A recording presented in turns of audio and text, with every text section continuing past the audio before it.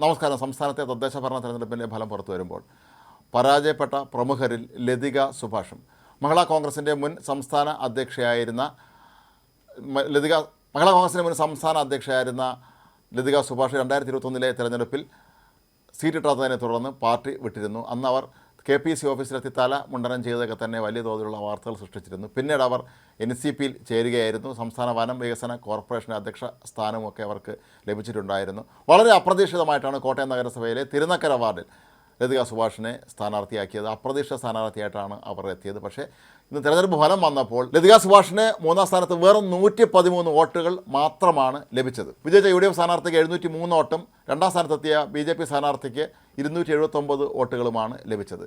ലതിക സുഭാഷിനെ സംബന്ധിച്ചിടത്തോളം ഇത് രാഷ്ട്രീയമായി വലിയൊരു തിരിച്ചടിയായി മാറുകയാണ്. നേരത്തെ നിയമസഭാ തെരഞ്ഞെടുപ്പിൽ മലമ്പുഴ മണ്ഡലത്തിൽ UDFൻ്റെ സ്ഥാനാർത്ഥിയായി അവർ VS അച്യുതാനന്ദനെതിരെ മത്സരിച്ചിരുന്നതാണ്. കോൺഗ്രസിലെ വളരെ ശ്രദ്ധേയമായൊരു മുഖമായിരുന്നു ലതിക സുഭാഷ്. മഹിളാ കോൺഗ്രസിൻ്റെ സംസ്ഥാന അധ്യക്ഷ എന്നുള്ള നിലയിൽ ഏറെ ശ്രദ്ധേയമായ പ്രവർത്തനമൊക്കെ അവർ കാഴ്ചവെച്ചിരുന്നുവെങ്കിലും 2021 തെരഞ്ഞെടുപ്പിൽ അവർക്ക് സീറ്റ് ലഭിച്ചിരുന്നില്ല. താൻ ഏറ്റുമാനൂർ സീറ്റിന് വേണ്ടി പാർട്ടിയോട് ആവശ്യപ്പെട്ടിരുന്നതാണ് എന്നും എന്നാൽ അത് മുന്നണി മര്യാദയുടെ ഭാഗമായി ഇത് കേരള കോൺഗ്രസിന് വിട്ടുകൊടുക്കുകയായിരുന്നു എന്നുമൊക്കെയാണ് KPC എന്നവരോട് വിശദീകരിച്ചത്. ഇതേ തുടർന്നാണ് അവർ KPC ഓഫീസിലെത്തി തല മുണ്ടനം ചെയ്യുകയും പാർട്ടിയിൽ നിന്ന് രാജിവെക്കുകയൊക്കെ തന്നെ ചെയ്തത്. കൂടാതെ അവർ അവിടെ വിമത സ്ഥാനാർത്ഥിയായി മത്സരിക്കുകയും ചെയ്തിരുന്നു. ഈ ഒരു പശ്ചാത്തലത്തിലാണ് ഇപ്പോൾ തുടർച്ചയായ ലതിക സുഭാഷിൻ്റെ ഈ പരാജയത്തെയും നമ്മൾ കാണേണ്ടത്. കോട്ടയം മുനിസിപ്പാലിറ്റിയിലെ നിലവിലെ അവസ്ഥ വെച്ച് നോക്കുമ്പോൾ അവിടെ UDFന് വൻ തോതിലുള്ള മുന്നേറ്റമാണ് ഉണ്ടായിരിക്കുന്നത്. കോട്ടയം മുനിസിപ്പാലിറ്റിയിൽ മാത്രമല്ല, കോട്ടയം ജില്ലാ പഞ്ചായത്തിലുമൊക്കെ തന്നെ UDF തരംഗമാണ് ഇപ്പോൾ അവിടെ ആഞ്ഞടിച്ചുകൊണ്ടിരിക്കുന്നത്.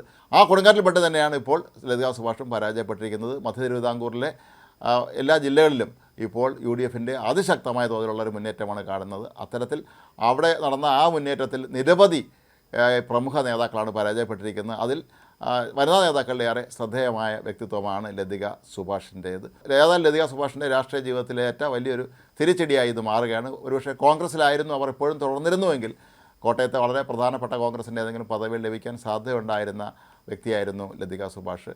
ഏതായാലും പാർട്ടി വിട്ട് NCPയിൽ ചേർന്ന് വനവികസന കോർപ്പറേഷൻ ചെയർപേഴ്സൺ സ്ഥാനം മാത്രമാണ് അവർക്ക് ലഭിച്ചിരുന്നത്. നേരത്തെ കോൺഗ്രസ് ആയിരുന്ന സമയത്ത് കോട്ടയത്തെ ജില്ലാ പഞ്ചായത്ത് പ്രസിഡന്റ് കൂടിയായിരുന്നു ലതിക സുഭാഷ്. അത്തരത്തിലുള്ള കോട്ടയത്തെ ഏറ്റവും പ്രമുഖയായ മുതിർന്ന കോൺഗ്രസ് നേതാക്കളിൽ ഒരാളാണ് കഴിഞ്ഞ നിയമസഭാ തെരഞ്ഞെടുപ്പിനെ തുടർന്ന് പാർട്ടി വിട്ടുപോയതും ഇപ്പോൾ അവർക്ക് തുടർച്ചയായി രണ്ടാമത്തെ തിരിച്ചടി ഉണ്ടാകുന്നത്.